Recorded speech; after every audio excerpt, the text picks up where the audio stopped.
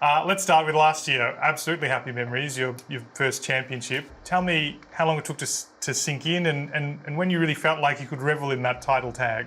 It still hasn't quite sunk in, to be completely honest with you. So many years I've been trying to achieve it, and obviously last year was a completely different format as well. So so much to take in such a short amount of time. But these off seasons get smaller and smaller, straight back to racing.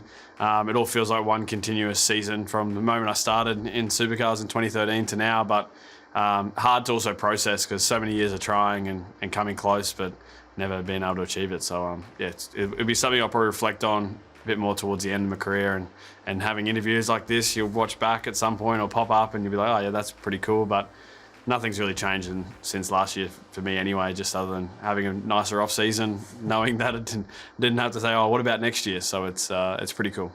Well, what about this year though?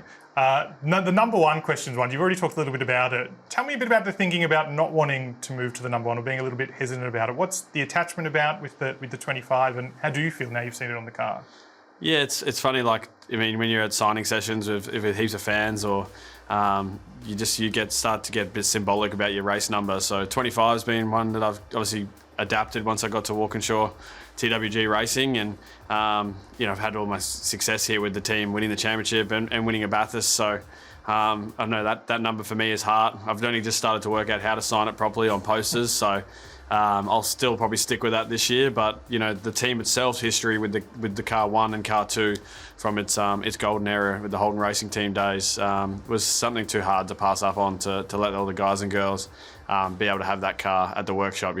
They walk past it every day where I live remotely. So it's cool, but I don't factor myself as number one. I just factor myself as number 25.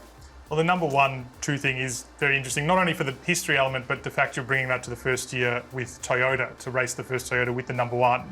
How significant a moment is that, not just from the number perspective, but Toyota coming into the sport?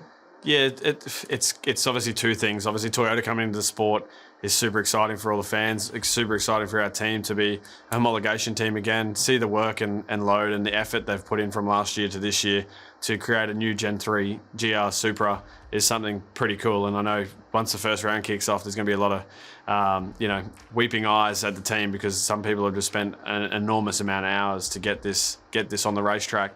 The second part, for me, winning last year with Ford was something pretty fitting, which is cool to send off that way and respect that relationship from the team. The hard work they obviously joined the team with Gen 3 in the last couple of years has been quite tough, but to win that was really cool.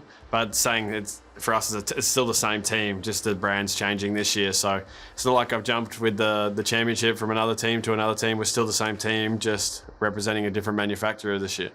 You've talked a little bit about that workload for the team. How much have the drivers, you and Woody, been able to input into the development of the new car? Has it mostly been team side? I know you got some laps earlier this week. Tell me a bit about the process. Yeah, not too much. Obviously, last year we didn't do a lot of the grunt work where we leaned a lot on our co-drivers. We, like I said, trying to respect the relationship with Ford last year, and that was important for us to keep focusing on last year, which helped us get across the line. So, but then towards the end of last year, they definitely had me and Woody's feedback a little bit to try and neaten a few things up, but it was just on drivability or how we like throttle maps or stuff like that. But the product was really close. So it's, to be fair, we haven't had as much involvement as some of our other drivers. They've done, guys like Fabs and Warren Luff, they've done an amazing job in getting that car to the track as well, and their feedback is second to none. So we're very lucky that we have some other talented drivers there to be able to step into that development role. So you have had those first laps. The race weekends are going to be the really important stuff, though, I suppose. Is there an internal objective or time frame to really get that baseline understanding of the car? I know trying to earmark when the peak competitiveness might come is probably pretty difficult, but what are the internal objectives about how this car is going to go in the first few rounds? Yeah, I'm not too sure. It's just I haven't really thought that far ahead yet. It's only a week and a half away, but the good thing is we have a test day that's the week of the race, which is pretty mandated down. So we've got a lot of work to go through on that day, and we'll see what we it's anything we can't get done, we'll try and do it in the first round as well. But I'm hoping it's a different approach for us this year because we want to be trying to win as many races as we can. And I think we did a lot of hard work last year in the Gen 3 platform, even though we changed manufacturer.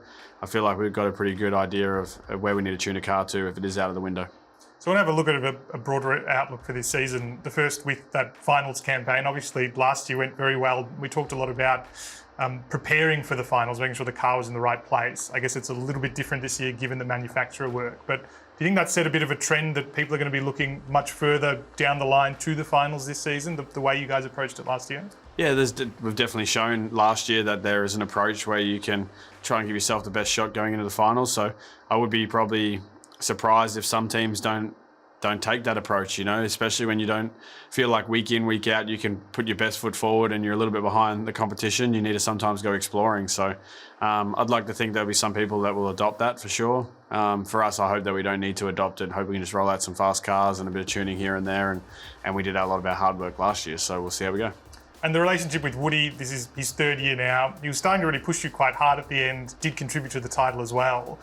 We've got to assume he's going to be a little bit better again this year. How do you see that relationship developing this season? Yeah, Woody's a fantastic driver. He's probably one of the hottest young drivers that have come up into supercars in the last couple of years. And I'm not saying that just because he's my teammate, but I also get to see behind the scenes of how hard he works and how hard he drives that car to push past the limit, multiple times, which is pretty hard to feel what these cars are doing these days, especially for the older generation guys, where these young guys are just really on it. So Woody's going to be really hard to beat this year, but I'm looking forward to the challenge and trying to keep up with him. And no doubt he pushed me so hard last year that contributed to the title as well, like you said. So I'm sure the team will be happy as long as we can try and keep the one on either car.